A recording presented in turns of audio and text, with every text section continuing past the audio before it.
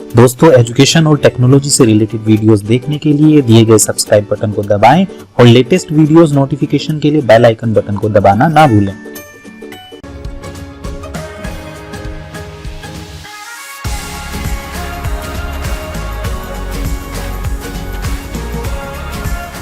जी हाँ दोस्तों, नमस्कार। टेक मास्टर एजुकेशन चैनल की आज की क्लास में आप सभी का स्वागत है। और आज हम लोग सी प्रोग्रामिंग लैंग्वेज का नेक्स्ट चैप्टर स्टार्ट करने जा रहे हैं। प्रीवियस जो हमारा चैप्टर था ऑपरेटर एक्सप्रेशंस का, वो हमने आपसे डिस्कस किया। और अगर आपकी कोई समस्या है किसी भी टॉपिक से रिलेटेड तो आप उसको हमारे तक जरूर भेजें और एक टाइमिंग के अंदर आपका उस समस्या से रिलेटेड जो भी आपकी प्रॉब्लम है उसका समाधान जरूर होगा। टॉपिक मैं स्टार्ट कर रहा हूँ आज का। आप पूरी तरह से फोकस बनाए रखें क्लास के अंदर।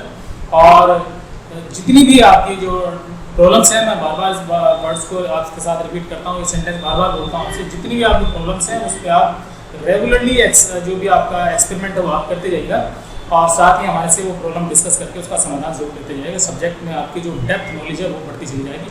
फिलहाल हम लोग थ्योरेटिकल कंसेप्ट थोड़ा फोकस कर रहे हैं, प्रैक्टिकली कंसेप्ट थोड़ा सा आगे बढ़ते चले जाएंगे। तो आप प्रैक्टिकली क्लासेस पे भी ध्यान देंगे, क्योंकि हम लोग थ्योरी के साथ प्रैक्टिकल भी रेगुलरली आपके लिए प्रोवाइड कराते रहेंगे। तो हम लोग टॉपिक स्टार्ट कर रहे हैं, आप लोग क्लास में रहेंगे। आज का जो हमारा टॉपिक है मैं वो हेडिंग डाल देता हूँ आपके लिए।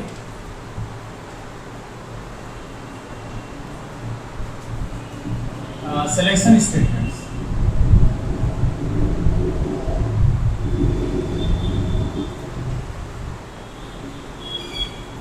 ये हमारा नेक्स्ट चैप्टर है आज का। इसमें कुछ टॉपिक्स हैं, कुछ स्टेटमेंट्स हैं जो हमें डिस्कस करने हैं। सिलेक्शन स्टेटमेंट में जो स्टेटमेंट आएंगे वो मैं स्टार्ट कर रहा हूँ। सबसे पहला जो स्टेटमेंट इसके अंदर आता है वो है if statement.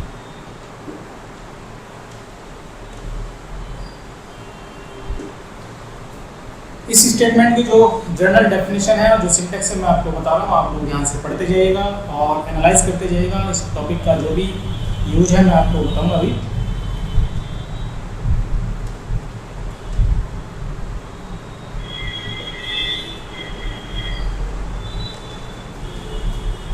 This statement is used to check any given condition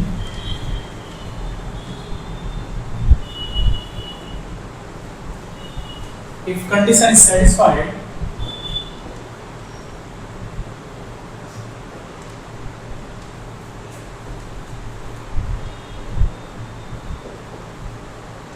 then returns अलग तरह से हो जाए, एग्जीक्यूट्स लिखते हैं, then returns execute body of if statement.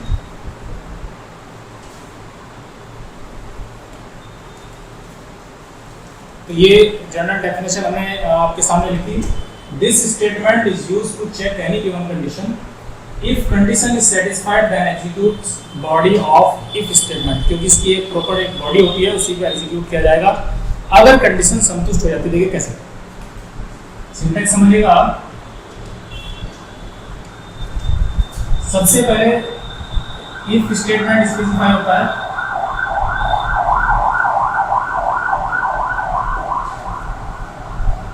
Condition अपनी हैश और जो भी स्टेटमेंट्स इस बॉडी के अंदर होते हैं वो आप स्पेसिफाई करते हैं। ये यहाँ से ओपनिंग और ये क्लोजिंग ब्रेस, ये बॉडी है, बॉडी ऑफ इफ स्टेटमेंट। जो स्टेटमेंट हमने दिया है इसकी बॉडी है। इसको समझिएगा, फिर इसका एक प्रैक्टिकल एग्जांपल देखेंगे। इफ स्टेटमेंट क्या करता है, किसी भी जो कंडीशन हम लोग डाले हैं उस कंडीशन को चेकआउट करेगा। अगर ये कंडीशन संतुष्ट हो जाती है तो इस ये जो बॉडी स्पेसिफाई की हमने इफ स्टेटमेंट की वो बॉडी एग्जीक्यूट हो जाएगी। अगर कंडीशन संतुष्ट नहीं होगी, सेटिस्फाइड नहीं होगी, तो कंपाइलर इसकी बॉडी में नहीं जाएगा और बाकी के जो स्टेटमेंट है वो एग्जीक्यूट करेगा। तो दो सिचुएशन होंगी, या तो स्टेटमेंट के अंदर जो कंडीशन दी गई है वो सेटिस्फाइड होगी, अगर सेटिस्फाइड हुई तो बॉडी एग्जीक्यूट होगी, और या फिर कंडीशन संतुष्ट नहीं है, सेटिस्फाइड नहीं है, उस केस में क्या होगा, कंपाइलर इसके अंदर नहीं जाएगा, इसकी बॉडी एग्जीक्यूट नहीं होगी। तो इफ स्टेटमेंट का काम एक प्रॉपर स्टेटमेंट्स को एग्जीक्यूट करने का है, लेकिन कंडीशन अगर संतुष्ट है तो इसी से जुड़ा हुआ एक एग्जांपल मैं आपके सामने रखता हूँ, उसको आप समझने की कोशिश करिएगा। जरा जल्दी से हम लोग देखते हैं और समझिएगा। ये मैं रख कर देता हूँ सिंटेक्स और डेफिनेशन भी रख कर देते हैं हम लोग। और चलिए एक एग्जांपल देख लेते हैं हम लोग इस स्टेटमेंट से रिलेटेड। और एग्जांपल क्या है वो देखते हैं। सबसे पहले क्वेश्चन बनाते हैं इसका। Write a program to check values of two variables. हमारे पास दो वेरिएबल होंगे, दोनों की वैल्यू को हम लोग कंपेयर करेंगे, चेक करेंगे किसकी वैल्यू बड़ी है और किसकी छोटी है या दोनों बराबर है। इस तरह की सिचुएशन बनाएंगे और हम लोग इफ स्टेटमेंट के अंदर उसको डाल के चेक आउट।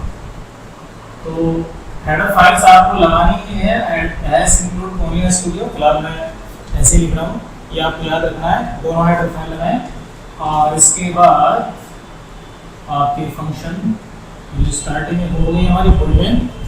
अब हम लोग क्या करते हैं, दो वेरिएबल क्रिएट कर देते हैं, प्रिंट एक्स और वाई, CLR और SCR।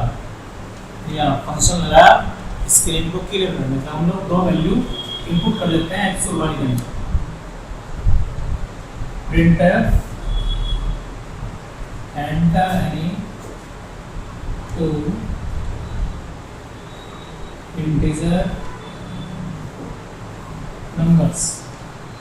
स्कैन करेंगे हम लोग, स्कैन दो नंबर स्कैन करने हैं तो दोनों का फॉर्मेट स्पेसिफायर लगाएं और एम्परसेंड साइन के साथ एक्स और वाई दोनों का इस तरह से लिखने का प्रयास करें। तो एक्स के लिए पहला फॉर्मेट स्पेसिफायर और वाई के लिए दूसरा फॉर्मेट स्पेसिफायर। इस तरह जितने भी आप वेरिएबल को स्कैन करना चाहें उतने आप फॉर्मेट स्पेसिफायर आप स्कैनर के साथ लगा सकते हैं।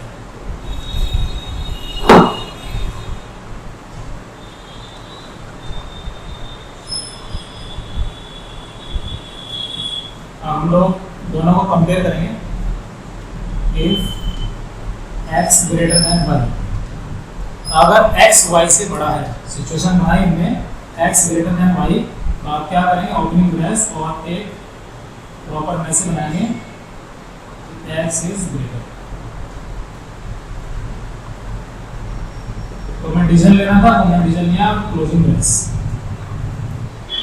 लेकिन अगर ये सिचुएशन संतुष्ट नहीं होती है, यानी कि ये कंडीशन संतुष्ट नहीं होती, x y से ग्रेटर नहीं है, तो हो सकता है y x से ग्रेटर, तो आप एक प्रोग्राम में सारे इफ लगा सकते हैं।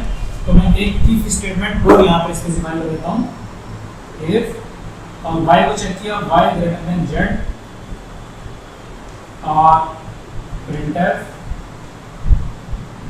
y इज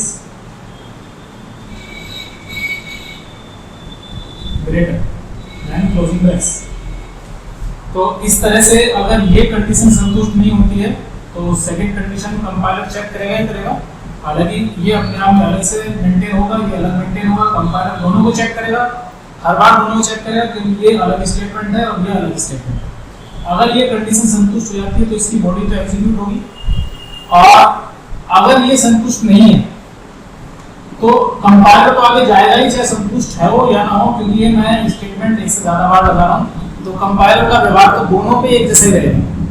तो यहाँ अगर ये कंडीशन संतुष्ट होगी तो इसकी बॉडी एग्जीक्यूट हो जाएगी, कंपाइलर फिर आगे भी जाएगा, अगर वो संतुष्ट हो जाती है तो उसकी भी बॉडी एग्जीक्यूट हो जाएगी। लेकिन यहाँ पर एक ही संतुष्ट हो सकता है, या तो ये या फिर ये, या तो x ग्रेटर होगा या फिर y ग्रेटर होगा। लेकिन सिचुएशन एक और भी बन सकती है, अगर दोनों की दोनों वैल्यू एक जैसी हो, दोनों वेरिएबल एक ही जैसी वैल्यू रखता हो तो क्या होगा। तो मैं यहाँ पे तीसरी जो सिचुएशन है वो भी आपके सामने बनाया था, मैं यहाँ लिखता हूँ थर्ड कंडीशन। या ये मैंने बॉक्स बनाया और यहाँ मैं लिख देता हूँ कि if x is equal to y, अगर दोनों वेरिएबल इक्वल हो जाते हैं तो आप क्या करेंगे, प्रॉपर मैसेज बनाएंगे printf x and y are same, और ये क्लोजिंग ब्रेस और गेट ch लगा के आप जी हाँ ऑफ कर देंगे। तो ये मैंने बाकी का हिस्सा मान लिया होगा। यहाँ से यहाँ मैंने स्टार्ट किया ताकि आपको प्रॉपर ये वॉच हो सके, आपको दिखाई दे सके। तो ये 3 इफ स्टेटमेंट लगाए हैं मैंने और अलग अलग सिचुएशन को चेकआउट किया है। संतुष्ट होगा तो ये स्टेटमेंट एग्जीक्यूट हो जाएगा, संतुष्ट अगर नहीं होगा तो क्या होगा। तो यहाँ पर हमें अलग अलग सिचुएशन में इफ हम लोग लगा रहे हैं। तो आप देख रहे हैं हमने 3 इफ स्टेटमेंट लगाए हैं, तीनों की हमने अलग अलग बॉडी दी है। फर्स्ट की बॉडी ये यहाँ से आता है, सेकंड की बॉडी ये है और थर्ड की बॉडी ये है। आपको यहाँ एक चीज और समझ के चलना है, इफ स्टेटमेंट के अंदर हमने जो बॉडी स्पेसिफाई की ओपनिंग और क्लोजिंग ब्रेस के अंदर सिर्फ एक ही स्टेटमेंट है। अगर आप सिर्फ एक स्टेटमेंट दे रहे हैं तो ये ओपनिंग और क्लोजिंग ब्रेस लगाना कंपलसरी नहीं है, अगर आप नहीं देंगे तो भी चलेगा। लेकिन अगर स्टेटमेंट एक से ज्यादा है तो ओपनिंग क्लोजिंग ब्रेस लगाना चाहिए। लेकिन आज मैं फर्स्ट टाइम आपको इफ स्टेटमेंट बता रहा हूँ तो ये मैंने लगा दिया है ताकि आपको क्लियर हो जाए कि बॉडी किस तरह से एग्जीक्यूट होती है, कहाँ से कहाँ तक ये बनी होती है। तो ये फर्स्ट जो स्टेटमेंट है हमारा वो मैंने आपको क्लियर किया। इसका जो आउटपुट है तो आप वो भी देख लीजिए आउटपुट किस तरह का आएगा। हालांकि आप समझ चुके होंगे आउटपुट भी इसका।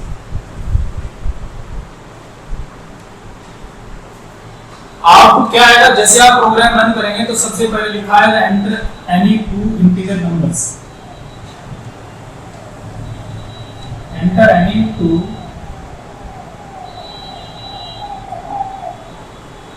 Integer numbers.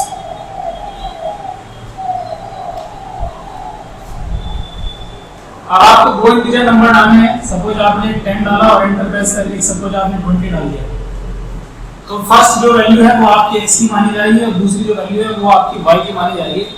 अब जैसे ही आप एंटर प्रेस करेंगे दूसरी वैल्यू डालने के बाद तो कंपाइलर चेकआउट करेगा फर्स्ट कंडीशन को, ध्यान देगा कि x की वैल्यू y से बड़ी है तो कंडीशन संतुष्ट है। दोबारा प्रोग्राम रन किया और दोबारा प्रोग्राम रन करने के बाद आप वैल्यू चेंज कर देते हैं और सिचुएशन बदल जाती है तो उसी हिसाब से कंपाइलर मैसेज देगा जिस हिसाब से आपकी कोई वैल्यू होगी। दोनों अगर कंपेयर करने के बाद इक्वल हो जाती है तो मैसेज आ जाएगा x and y are same, और अगर y ग्रेटर है तो मैसेज आएगा y इज ग्रेटर, और अगर x ग्रेटर है तो मैसेज आएगा x is greater.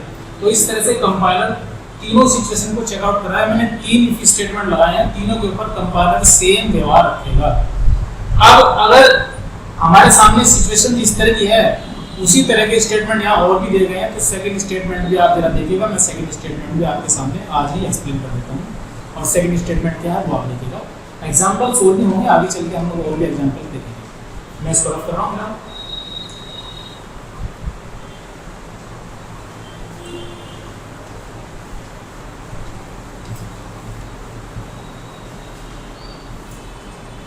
Ji second statement देते हैं आप लोग और वो क्या है, वो है if else.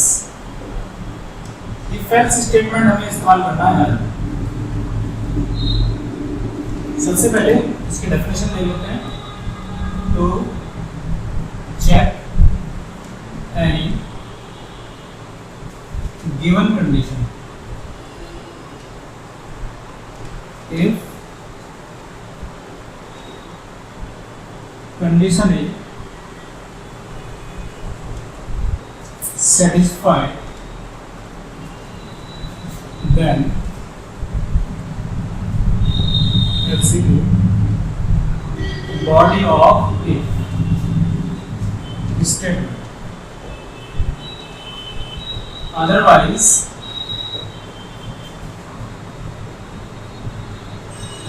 execute body of else statement। तो यहाँ पर ये जो स्टेटमेंट बना है इफ एल्स, इनकी दोनों का अपना बॉडी सेक्शन अलग होगा और डेफिनेशन में दोबारा फिर से क्लियर कर देता हूँ। To check any given condition, ये भी कंडीशन को चेक आउट करेगा और यदि कंडीशन संतुष्ट हो जाती है, if condition is satisfied then execute body of if, otherwise executes body of else statement। यहाँ पर किस तरह से इसका यूटिलाइजेशन होगा, कैसे इस्तेमाल होगा, आप सिंटेक्स में समझिएगा। सबसे पहले हम if लिखेंगे और if के अंदर कोई भी कंडीशन नहीं है और बॉडी को हम स्पेसिफाई करेंगे क्लोजिंग ब्रेस, एल्स और एल्स की बॉडी स्पेस। एल्स के अंदर कोई कंडीशन स्पेसिफाई नहीं की जाती। अगर इफ की जो कंडीशन आपने डाली है ये संतुष्ट हो जाती है तो इफ की बॉडी एग्जीक्यूट होगी। अगर ये कंडीशन संतुष्ट नहीं होती है तो एल्स का जो बॉडी एरिया है वो एग्जीक्यूट हो जाएगा। तो इस स्टेटमेंट के अंदर हम लोग एल्स और इफ दोनों की बॉडी रखते हैं। ये यहाँ से यहाँ तक की बॉडी है इफ की, बॉडी ऑफ इफ स्टेटमेंट, और ये है body area of else statement. Else का मतलब अन्यथा, अदरवाइज। तो उस केस को यहाँ टैकल किया जाएगा इफ एल्स स्टेटमेंट के अंदर, अगर ऐसी कोई सिचुएशन बन जाती है तो एक एग्जांपल भी देख लेते हैं और जरा समझिएगा। मैं स्क्रॉल कर रहा हूँ सिंटेक्स को, यहीं पे एग्जांपल आपके सामने एक्सप्लेन करूँ।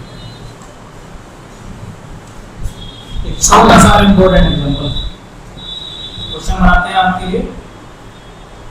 Right a program to check even और ऑड नंबर। कोई भी नंबर इनपुट करेंगे और चेक करेंगे वो इवन है क्या वो। डाटा फाइल आप लगाएंगे ऊपर, फर्स्ट स्टेप ये रहेगा। इसके बाद void main, एक वेरिएबल हमने बनाया CLR से स्क्रीन क्लियर की, और एक मैसेज डाल लेते हैं हम लोग printf enter any number to check even or odd। Scan कर लेते हैं उसको, स्कैनर %d। क्यों लगाया %d? क्योंकि ये एक इंट टाइप का वेरिएबल है, और एड्रेस ऑपरेटर यानी एम्परसेंड साइन के साथ n लगाएंगे। इसको हम चेक करेंगे कि if n modulus 2 is equal to 0। तो ये 2 क्यों लिखा है? क्योंकि इवन और ऑड का मतलब सम और विषम। तो अगर ये 2 से पूरी तरह डिवाइड हो जाता है, रिमाइंडर 0 बचता है, इसका मतलब पूरी तरह डिवाइड हो गया तो इवन, और डिवाइड नहीं हुआ तो रिमाइंडर यहाँ कुछ और मिलेगा, कंडीशन फेल हो जाएगी, तो उस केस में ये ऑड। तो यहाँ जो सिचुएशन है, अगर 2 से पूरी तरह डिवाइड होने के बाद रिमाइंडर के लिए मॉड ऑपरेटर को हमने आपको एक्सप्लेन किया था, आपको याद होगा। मॉड ऑपरेटर क्या करता है? डिवाइड होने के बाद रिमाइंडर चेक करता है। तो रिमाइंडर अगर 0 बच जाता है तो उसका मतलब पूरी तरह डिवाइड हो गया, तो क्या बनेगा? वो बनेगा इवन। और अगर रिमाइंडर यहाँ कुछ और बन जाता है 0 के अलावा, तो उसका मतलब कंडीशन फेल हो जाएगी। उसको हम लोग एल्स में मेंटेन करके चले, एल्स में हम लोग उसका स्टेटमेंट बनाएंगे। तो अगर ये कंडीशन संतुष्ट हो जाती है तो यहाँ क्या दिया जाएगा? printf मैसेज देंगे आप, क्या होगा? इवन। आप मैसेज बना सकते हैं प्रॉब्लम। और अगर ऐसा नहीं है तो हमने क्या किया? एल्स, और इसका मैसेज बना दिया हमने ये printf और नंबर। जी हाँ, ये हो गया हमारा क्लोजिंग ब्रेस और गेट स्विच वगैरह लगा के जो भी आप इस तरह से आपका प्रोग्राम ये बनके तैयार हो गया है। तो जैसे प्रोग्राम आप रन करेंगे तो सबसे पहले ये लिखा है enter a number to check the even और ऑड, और आपने सपोज नंबर डाल दिया 5 डाल दिया, तो 5 क्या है? एक ऑड नंबर है, तो मैसेज आ जाएगा ऑड नंबर। अगर आपने 4 या 8 या 10 जो 2 से डिवाइडेबल जो नंबर से अगर वो आप डाल देते हैं तो मैसेज आ जाएगा इवन नंबर। तो इसको आप रन करके देखें और टेस्ट करके देखें किस तरह से चेकआउट करता है। तो ये एक एग्जांपल मैंने आपको इफ के केस में और एक एग्जांपल इफ और एल्स के केस में बताया। और भी कई सारे एग्जांपल हम लोग लेके आएंगे अगले क्लास के अंदर। आज आप लोग फिलहाल इनको टेस्ट करें, और जो भी आपके क्वेश्चंस आपके प्रोग्रामिंग में आए या जो भी आपको डाउट्स हों वो आप जरूर पूछें। आज फिलहाल इतना ही दोस्तों, और अगली क्लास तक मैं विदा लेता हूँ फिलहाल, और प्रयास करेंगे कि आपके लिए जो अगले एग्जाम्पल्स रहेंगे वो काफ़ी इंपॉर्टेंट रहेंगे। तो आप लोग अगली क्लास में सबमिट करेंगे, और आप लोग पूरी तरह से जितनी भी क्लास हैं वो आप वॉच करते रहें और प्रॉब्लम्स आप डिस्कस करेंगे। थैंक यू एंड धन्यवाद।